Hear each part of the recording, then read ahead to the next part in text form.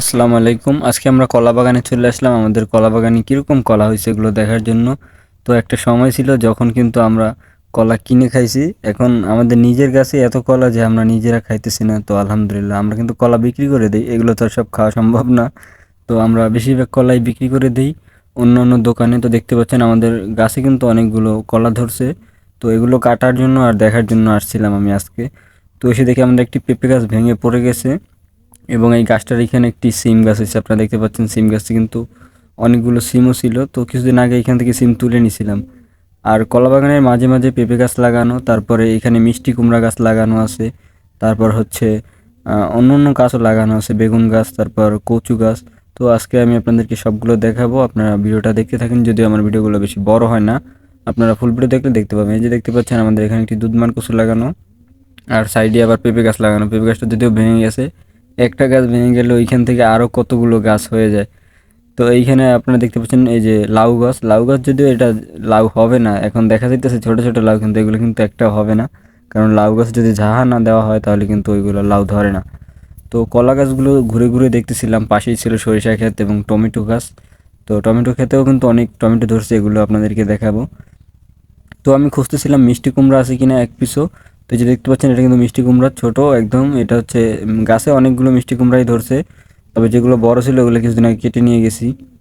আর এখন বেশি মিষ্টি কুমড়া নাই। তো আমি খুঁজতেছিলাম তবুও যে একটা মিষ্টি কুমড়া পাই কিনা, তাহলে বাড়িতে নিয়ে যেতাম। আর ছোটো ছোটো পেঁপে গাছে দেখতে পাচ্ছেন এই পেঁপেটা কিন্তু রঙে গেছে একদম, কিছুদিনের মধ্যে এটা পাকবে। কিন্তু আমরা এগুলো একটাও পারি না। আর কলাগুলো তেমন একটা আসে নাই। যদি কলাগুলো আসতো মানে পোক্ত হইতো তাহলে এগুলো কেটে নিয়ে যেতাম। ওইখানে একটা বড় একটা মিষ্টি কুমড়া হয়েছে। তো একটা সময় ছিল যখন কলা কিনে খাইতাম, অনেক মজা লাগতো, স্বাদ লাগতো কলায়, কিন্তু নিজেদের গাছেরটা খাইতাম না। তো যখন এখন গ্রামে চলে আসছি, এখন কিন্তু নিজেদের গাছে প্রচুর কলা, যদিও ওরকম আর খাওয়ার রুচিটা নাই। আর এটা আসলে একটা জিনিস বোঝানো যায়, একটা কথা আছে না যে থাকতে মূল্য কেউ দেয় না, চলে গেলে সবাই বুঝে।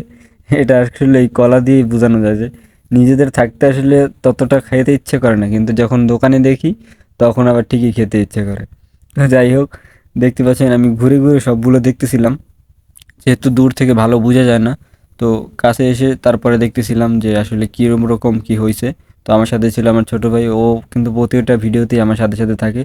এসে দেখি একটা টমেটো গাছে একটি পাখি আটকে গেছে। তো খুবই খারাপ লাগলো, কিন্তু কিছু করার নাই। এটাকে সারাতে গেলে এটা কামড় দেবে, আর এগুলো কিন্তু কামড় দিলেও একটা সমস্যা হতে পারে, এই জন্য আর কি ধরতে পারলাম না।